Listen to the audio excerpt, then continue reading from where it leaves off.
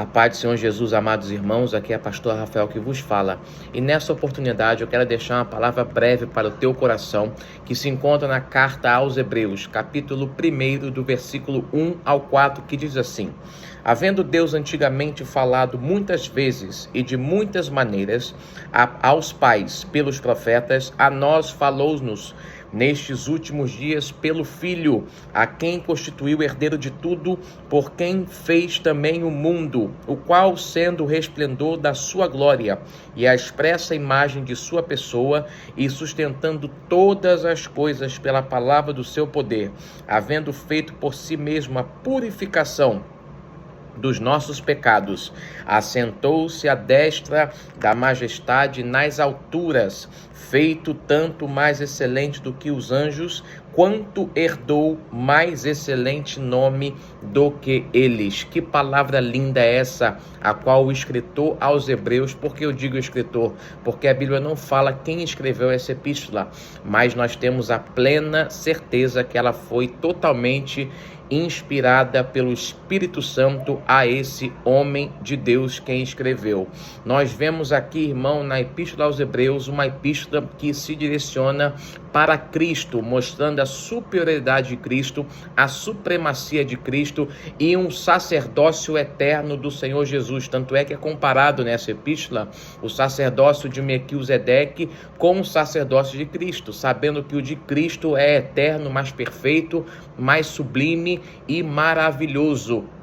Nós vemos que esse capítulo, o capítulo 1, é o capítulo central, mostrando a supremacia, a superioridade de Cristo, a maravilhosa pessoa do Senhor Jesus. Você percebe que quando o autor vai escrevendo já no primeiro versículo, ele fala assim: havendo Deus antigamente falado muitas vezes e de muitas maneiras aos pais pelos profetas. Nós sabemos que Deus usava no Antigo Testamento os profetas para falar às nações, para falar aos pais, para falar com quem fosse necessário.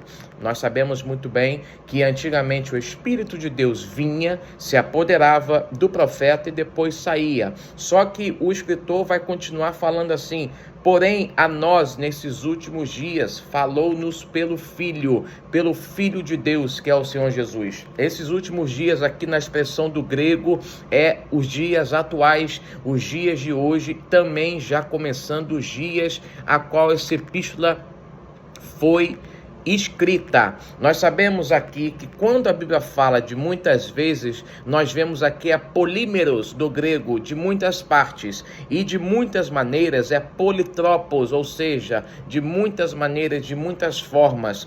Quando fala que a questão aqui que ele era superior, vai falar do grego kreison, ou seja, alguém muito maior, muito mais forte, muito mais poderoso e muito mais majestoso. Nós vemos tudo isso na pessoa de Cristo. E eu quero trazer nessa oportunidade 8 revelações que temos aqui do versículo 1 ao versículo 4 a respeito da pessoa eterna do Senhor Jesus. Por que eterno? Porque sabemos muito bem que Cristo é desde o princípio. Você percebe isso quando Cristo ele diz em João 17,5, que a glória que me deste desde a fundação do mundo. Você também percebe quando o escritor, e João vai falar no capítulo 1, verso 1, vai falar assim: no princípio era o verbo, e o verbo estava com Deus, e o verbo era Deus. No versículo 3, tudo foi feito por ele, e sem ele nada do que foi feito se fez. Versículo 14, você conhece muito bem: e o verbo se fez carne. Em Colossenses 1,17, Paulo vai falar assim, que tudo foi feito por ele, as coisas visíveis e invisíveis, ou seja, tudo subsiste por Cristo e em Cristo e para Cristo. Cristo é desde o princípio. Cristo, ele é desde o princípio. Ele é o nosso Deus. Cristo, ele é o nosso Deus. Só que ele teve que encarnar no ventre de Maria, para que viesse cumprir a ordem de Deus, que era vir salvar o mundo dos seus pecados. Só que nessa epístola, nesse versículo que vos li, são 8 revelações maravilhosas da pessoa de Deus. A primeira revelação você vai encontrar já no versículo 2, a quem constituiu herdeiro de tudo. Por quê? tudo veio por Cristo e para Cristo. Cristo herda tudo, nada foge do seu controle. Ele é o herdeiro de tudo, Ele é o herdeiro de tudo. Nós vemos, tudo foi feito em Cristo, por Cristo e para Cristo. A segunda revelação que nós vemos, vai no versículo 2, e também fez o mundo, ou seja, Jesus, ele criou o mundo, ele criou os céus, criou a terra. Por quê? Nós vemos já em Miqueias, capítulo 5, versículo 2, quando o profeta diz: e tu, Belém de Efrata, postos entre as milhares de Judá, de ti me sairá o rei, que os seus dias são os dias desde os dias da eternidade, desde os tempos antigos. Nós percebemos que Cristo, ele é desde o princípio, por isso ele fez tudo. Você percebe já no primeiro versículo da Bíblia, em Gênesis capítulo 1, versículo 1, no princípio criou Deus os céus e a terra. Porém, onde está Cristo aí? Cristo já está aí nesse versículo, porque a expressão Deus ali, ela é a expressão no hebraico que significa Elohim, e Elohim ali é a forma composta de Deus, ou seja, Deus Pai e Deus Filho. Nós vemos também a terceira revelação de Cristo nesses versículos, do 1 ao 4, está no versículo 3, resplendor de sua glória. Cristo resplandecia a glória de Deus aqui na terra. Hoje ele é o resplendor de sua glória, sempre foi o resplendor de sua glória. O salmista, no capítulo 45, vai falar que ele era o mais belo entre os homens. Só que nós vemos outra imagem de Cristo em Isaías 53, quando fala que ele era sem formosura, não tinha formosura alguma e não tinha beleza alguma. Nós vemos essa parte da Bíblia, a qual o profeta Isaías escreve, quando Cristo está indo à cruz, quando Cristo está morrendo. Realmente nosso Senhor Jesus não tinha formosura, porque o seu rosto foi desfigurado, ele levou açoites, ele foi crucificado, ele teve uma coroa de espinhos, mas hoje ele é o resplendor da glória de Deus. Ele está sentado à destra do Pai, resplandecendo a sua glória. Ele é o nosso Senhor, ele é o nosso Salvador, ele é o nosso Cristo, ele é a nossa majestade, ele é a nossa vida.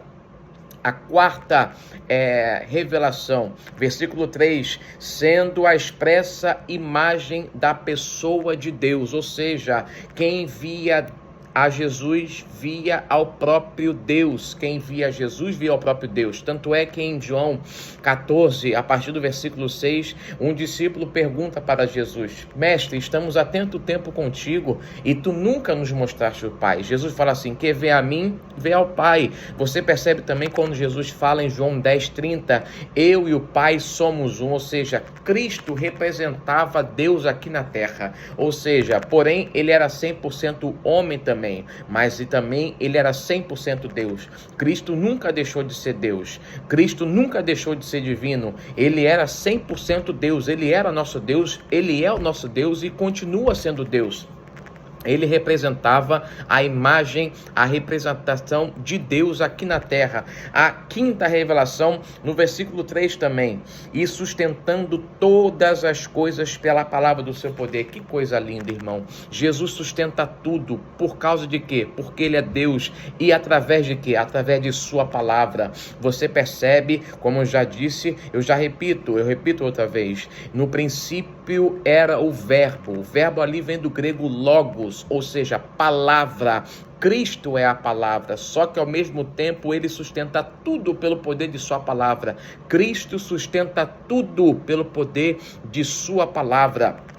Tanto é que o mesmo escritor aos Hebreus vai falar em Hebreus 4:12, porque a palavra de Deus ela é viva e eficaz, e mais penetrante do que qualquer espada de 2 gumes, e penetra a divisão da alma até o espírito, juntas e medulas, e é apta para discernir as intenções e os pensamentos do coração, os pensamentos e as intenções do coração, perdão.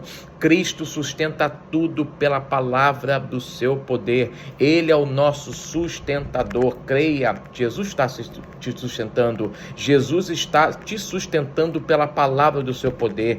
Ele é o teu sustentador. A sexta revelação, havendo feito por si mesmo a purificação dos nossos pecados. Foi Jesus que purificou o pecado, feita uma vez, como diz em Hebreus 10, a partir do versículo 6. Jesus purificou todos os pecados. Na cruz do Calvário, ele carrega o pecado do mundo. Por isso que em Romanos 3:23, e todos pecaram e destituídos foram da glória de Deus. Porém Deus, ao encarnar em Jesus, ele veio e nos livrou dos nossos pecados. Ele nos livrou de nossas mazelas, ele nos livrou das nossas iniquidades. Ele sozinho não precisou da ajuda de ninguém, purificou os nossos pecados. Tanto é que Paulo fala em Romanos 4:25, e foi entregue pelos nossos pecados e ressuscitou para a nossa justificação. Cristo foi entregue para perdoar seu pecado e ressuscitou para que você viesse a se tornar justo. Glória a Deus por isso, irmão. A sétima revelação, você vê no versículo 4, feito tanto mais excelente do que os anjos. Os anjos estão abaixo de Deus. Não há poder nenhum acima do de Cristo. Todos os anjos estão submetidos ao poder divino do Senhor. Ou seja, ele é maior que qualquer governo, ele é maior que qualquer pessoa, ele é maior que qualquer pastor, ele é maior que qualquer bispo, que qualquer apóstolo, ele é maior que qualquer profeta, ele é maior que qualquer autoridade terrena, ele é maior que qualquer coisa, qualquer situação. Cristo foi feito maior do que os anjos. O nome do Senhor é poderoso. E a oitava revelação versículo 4, quanto herdou mais excelente nome do que eles, maravilha. O nome de Miguel é bonito? É. O nome de Gabriel é bonito? Também é. O nome dos serafins são bonitos? São. Mas há um nome que é mais belo do que eles, o nome poderoso de Jesus, a qual Paulo, em Filipenses 2, a partir do versículo 10, vai falar que todo joelho se dobrará e toda língua confessará que Jesus Cristo é o Senhor. Não há nome mais lindo do que esse, irmão. Não há nome mais poderoso do que esse. Não há nome mais belo do que o nome de Jesus. Não há nome mais poderoso do que o nome de Jesus. Não há nome mais sublime do que o nome de Jesus. Não há nome mais perfeito do que o nome de Jesus. Ou seja, ele herda tudo, ele fez todas as coisas, ele é o resplendor da glória de Deus, ele é a representação ou a imagem de Deus, ele sustenta tudo pelo poder de sua palavra, ele purifica os pecados, ele é mais excelente, foi mais excelente do que os anjos e tem um nome acima do que o nome deles. Maravilha de palavra, maravilha da parte de Deus. Fica com essa palavra no seu coração e saiba que as respostas estão em Jesus. As soluções são encontradas em Jesus. Você quer vitória? Busque a Jesus. Você quer conquista? Busque a Jesus. Você quer que Deus trabalhe e opere na sua vida? Busque ao Senhor Jesus. Faça tudo em nome de Jesus, glorifique o nome de Jesus, adore o nome de Jesus, manifeste a sua gratidão ao Senhor Jesus todos os dias, porque Ele merece a honra, a glória, o louvor e a adoração. Deus te abençoe. Fique com essa palavra em nome de Jesus.